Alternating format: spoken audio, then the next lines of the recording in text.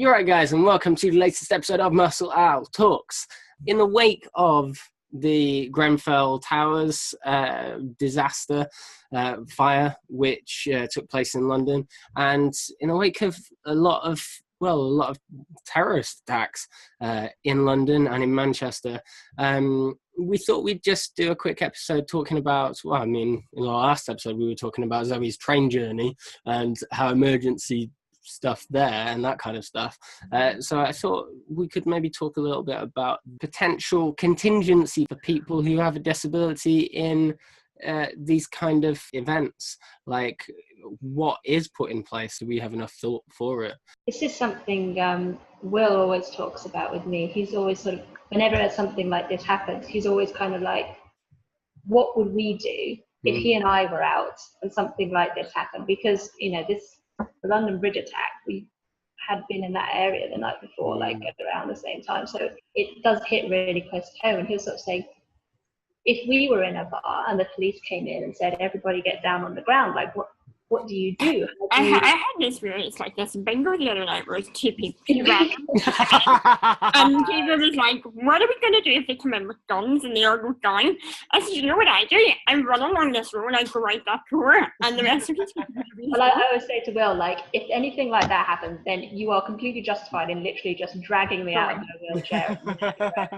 I'm just thinking of like a film now, particularly if it was in a bingo hall. You could imagine, because I don't know, this is probably my idea of Hollywood, but bad guys in films are actually kind of like funny, decent guys deep down. So like they go, everyone get down on the floor, and then you, Michaela, you'd sort of start driving yourself out, like, I'm out of here, and they'd go, yeah, you can go, it's all right. They take exception. I really wish I was like that. I think because I'm in Northern Ireland and I grew up, I was born before the ceasefire, so I have very vague memories of stupid idiots, and that's what I'm going to call them.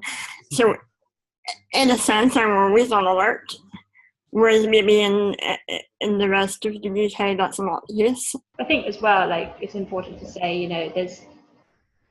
it's not a plan. There's never any plan for when stuff like this. I mean, a fire in a tower block is one thing, but someone decides to mow a bunch of pedestrians down with a van. There's no plan in place whether you're able-bodied or not. So it's just more about, I guess, it's ableism, Zoe. They didn't mow down any disabled people. That's it. Yeah, you see, that's positive discrimination right there. But it's just kind of, there are all these extra things that you think about as a disabled person in these situations that I think you probably wouldn't worry, you wouldn't concern yourself with. As an able-bodied person, you react in certain ways and you know that you would do certain things. As a disabled person, a lot of those things are off limits to you. So it's kind of like, what do you do as a disabled person? Well, in fact, my mind's working now for ableism. The government did issue warnings of run and hide. Yeah, hey, run, ableist, hide. How can you hide if you're in a big, power chair? Hey, come on, hide behind the tree. I was behind. Okay, so very quickly, there's two things I wanted to mention. Like, in terms of like a fire, I think that's like one of the things that really scares me the most is like, if I'm stepped upstairs in America, I have been stepped upstairs and the lift was broken. I had to get like 6 American footballers to try to lift my power wheelchair down like 2 flights of stairs. When did this happen? In America, in high school. Wow. I wouldn't mind that. This is what, in fact, can we just say, this is, Michaela always says one of the upsides is like sometimes she gets her, chair. Get to meet a lot of firemen, yeah. Yeah, I will say I was carried about by a fireman in America once, like, constantly, but that's besides the point. I was 9, nothing like that on board. But the boys in my class in primary school quite happily lifted me wherever I needed to go. So I had the You're just there like you're in a sedan chair. Yeah. It was great. I was like the Egyptian queen getting hired across the wheelchair. And that's the thing, that when you're in Solomon, were you like an Egyptian queen? Really. The thing is that I'm really not going to leave a £24,000 wheelchair in the fire, and that's the thing. How do you deal with that. Another thing is that in the one thing that was quite concerning as well in Paris during the Vatican Theatre attack, in the gig thing, there was a lot of wheelchair users and disabled people, and apparently they were the ones that got killed first because they were right near the exit, and a lot of the media coverage around that didn't even mention their names, and it was kind of like, actually, are their lives not as valuable as everybody else? And so, particularly in recent incidents in the UK, I've been thinking about it a lot more. That my mom is just like freaking out now. Right? Again, it does play on your mind as a wheelchair user. If you can't get out of your wheelchair easily, and if you really don't want to leave your wheelchair, it's not like you can go to Tesco and get any old wheelchair, you know. And so, how do you deal? I do like that, Solomon, that you prize your life as much as. Well, exactly. I mean, this is what I was going to say. Like, with all due respect, it came between like getting out of a burning building or staying in with my expensive wheelchair and burning to death. I would choose getting out, like no question. Hey, I will say though that you don't have. Hey, Solomon's problems with his wheelchair. No, I appreciate. Solomon's chair has to be just right. If you see that thing. It's no good though if you reply like it's not going to be or whatever. Yeah, Solomon, just a word of advice. Maybe it's good that we've done this episode. Just to anyone who was wondering, should they leave their chair? No, the chair must go. Probably, it needs to leave the chair. But the thing is, it's like, I don't know, like it's something, because it's not easy to get this kind of wheelchair, and then it takes so long to get it, and it's like, I don't know, I just haven't feel like, do I do it? Do I say? What do I do? I love the way you're still reasoning, Solomon. Solomon, let me say, I think that, like, I don't want to, hypothesize these things, but if a fire, even a fire or a terrorist attack, I think that your chair would probably be the only thing that would survive in all of those. Your chair is so robust. Your chair would still be standing, kind of like, I'm Solomon's chair. Don't worry, driving itself around. Yeah, probably. Go gadget chairs, I don't know if we should be kind of joking around, the topic of disasters and things. But if you could get a chair that could, I don't know, just fly out of a window or something. Or a chair with a built-in fire capsule that like encloses around you, so you're in like. Oh yeah. Hey. Hey, in fact, Zoe, you might be able to do something. Fire capsule in general might just be a cool thing. we're turning on its head. We're catering to disabled people first, and then everyone else second. Exactly. You mean your legs don't have a built-in fire capsule? I hadn't thought of that yet.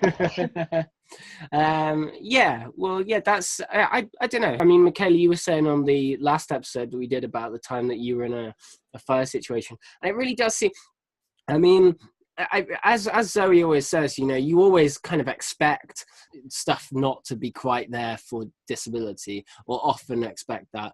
But what it does seem is that actually every single time that there's an emergency or a fire or evacuation or anything, that it every single time, it's someone with a disability is left stranded. And I mean, Michaela, you talk about the gigs you've been to, like loads, and every single time that something's happened there, you've been left behind. It's not just isolated incidents, it's every time. It's the thing about it, it's not an incident, that is their plan, that is their policy. Their policy is to leave disabled people in a room, evacuate the rest of the building, and then come back for us. What good is that when we're already dead? And that is what's going to happen one day. I think they have the facilities to do it properly. They just won't. And it really frustrates me. And it's like, I do come from Northern Ireland where things are volatile at times, and you never really know what you're going to come up against or what you're going to end up walking across. I've always got in my head what I'm going to do if something does go wrong, and that is broke. There's no other option but to go. And I remember as a child a fight breaking out, and my sister just lifted me out of my chair and ran with me and locked us in the toilets. These actions I've been in unreal. I've probably been there a little bit too much to be too shocked. But at the same time, there's still that air of this is what I need to do if something happens. And we were sitting the other night laughing about it and carrying on, but at the same time, I was serious. If something happened, I was running out that door.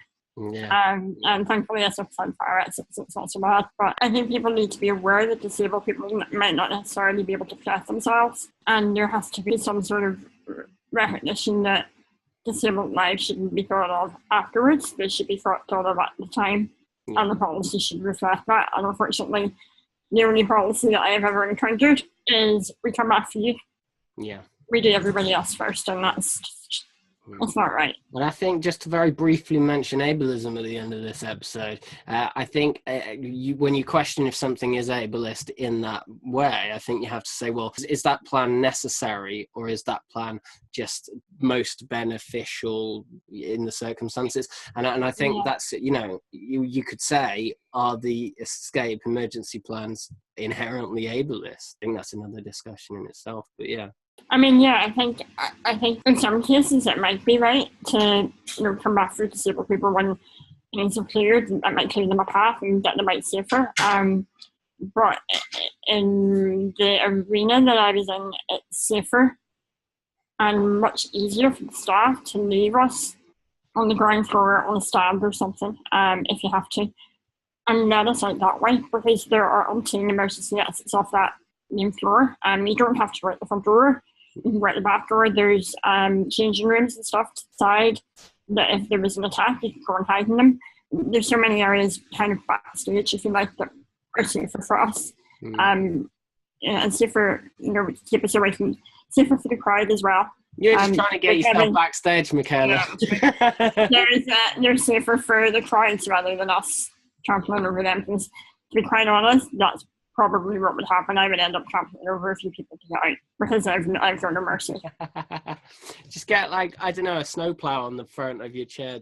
You get a wheelchair football plow and just crying. Those sides that swing at knee height.